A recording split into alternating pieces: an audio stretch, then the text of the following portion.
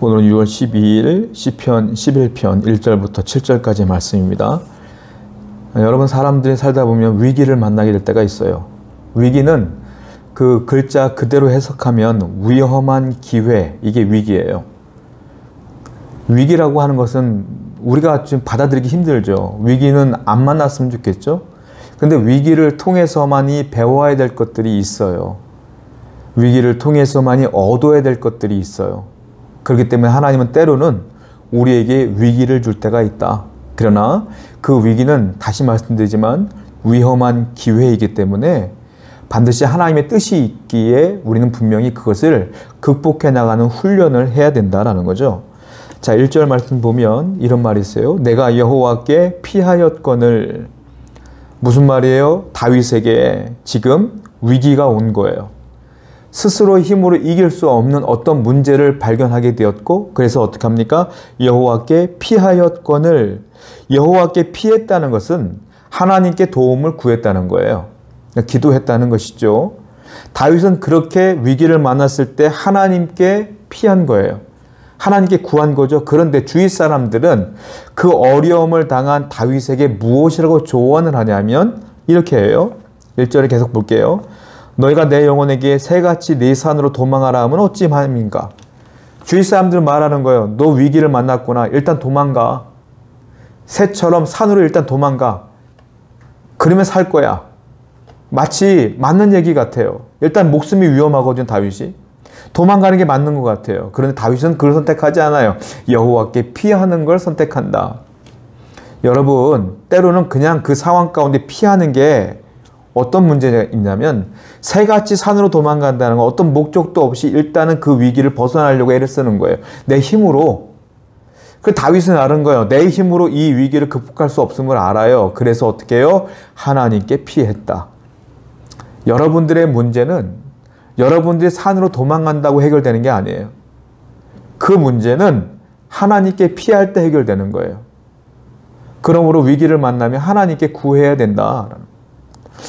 2절 말씀 볼까요? 악인이 활을 당기고 화살을 시위에 먹이며 마음이 바른 자를 어두운 데서 쏘려 하는도다. 여기 보면 악인이 나오는데 악인이 활을 당겨서 쏘려고 하는 순간이에요. 그런데 마음이 바른 자를 어두운 데서 쏘려 하는도다. 마음이 바른 자는 누구를 말하는 거냐면 다윗을 말하는 거예요. 나는 의인이다. 나는 의롭다. 나는 무고하다. 너희들이 나를 죄인 취급하며 나를 죽이려고 하지만 나는 무고하다. 하나님은 아신다. 계속 다윗은 얘기하고 있는 거예요. 다윗이 무고한 건 아무 상관이 없어요. 악인이 활을 쏘는데 다윗이 무죄하냐 무고하냐 전혀 기준점이 되지 않아요. 그냥 죽이는 거야. 악인은 그래요. 여러분들이 의인이냐 여러분들이 착하냐 보지 않아요. 그냥 죽이는 거예요. 악인은. 그 악인 누구냐? 마귀예요. 마귀는 여러분들이 하나님을 믿느냐 안 믿느냐 중요하지 않아. 그냥 죽이는 거예요. 그냥 영을 죽여서 자기의 수하로 삼으려고 하는 거예요. 그래서 예수님께서 뭐라고 말했어요? 너희는 깨어 기도하라. 시험에 들지 말게 기도하라. 마귀는 지금도 우는 사자와 같이 삼킬 자를 찾아 두루 헤맵니다. 여러분들을 향하여 달려옵니다. 그러므로 여러분들은 나는 무고하오 말할 필요 없어요. 하나님께 피해야 돼요. 깨어 있어야 돼요. 기도해야 돼요. 항상 예배자로, 항상 말씀을 묵상함으로, 기도함으로 깨어 있어서 마귀가 내게 다가오는 것들을 분별해내며 싸워 승리하는 삶을 살아야 된다. 오늘도 마귀와의 싸움에서 패하지 마세요. 한 번이라도 패하면 내 영혼이 죽는 거예요. 항상 깨어 기도하시는 여러분 되기를 축원드립니다. 자, 3절 보니까 다윗이 이렇게 고백하죠. 터가 무너지면 의인이 무엇을 하랴. 터가 무너지면 의인이 무엇을 하랴. 한마디로 말하면 인간의 한계를 느낀 거예요. 내가 이 모든 일상의 모든 것들이 무너졌는데 내가 무엇을 할 수 있겠어? 여러분들의 인생 속에서 여러분들의 일상이 무너지면 무엇을 할 수 있겠어요? 인간은 할 수 없어요. 인간의 한계를 분명하고 명확하게 다윗이 얘기하고 있는 거예요. 인간은 이 위기를 극복해낼 힘이 없다라는 거죠. 4절 볼까요? 여호와께서는 그의 성전에 계시고 여호와의 보호자는 하늘에 있으며 그의 눈이 인생을 통촉하시고 그의 안목이 그를 감찰하시노다. 근데 방법이 있는 거예요. 어떻게 해요? 4절 보니까 여호와께서는 그의 성전에 계시는구나. 하나님은 성전에 계시는구나. 그리고 그 하나님은 그 보좌는 하늘에 있구나. 그리고 하나님은 어떤 분이에요? 인생을 통촉하시고 그의 눈은 모든 것들을 감찰하시는구나. 다윗은 방법을 하는 거예요. 내가 무엇을 할 수 있겠느냐? 하나 할 수 있다. 여호와의 성전을 찾아 나아가자. 그리고 그분께 피하자. 그분의 보좌는 하늘에 계시며 이 모든 상황을 알고 계시니 나를 구원하시리라. 여러분, 위기를 만나면 교회로 오세요. 어려움을 만나면 교회로 오세요. 교회에서 기도하세요. 여호와의 보좌를 향하여 나아가십시오. 하나님은 여러분들의 기도를 들으실 줄로 믿습니다. 어려울 때마다, 힘들 때마다 교회를 찾아 나와서 성전에 계신 하나님께 기도함으로 그 위기를 극복해 나가는 여러분 되기를 축원드립니다.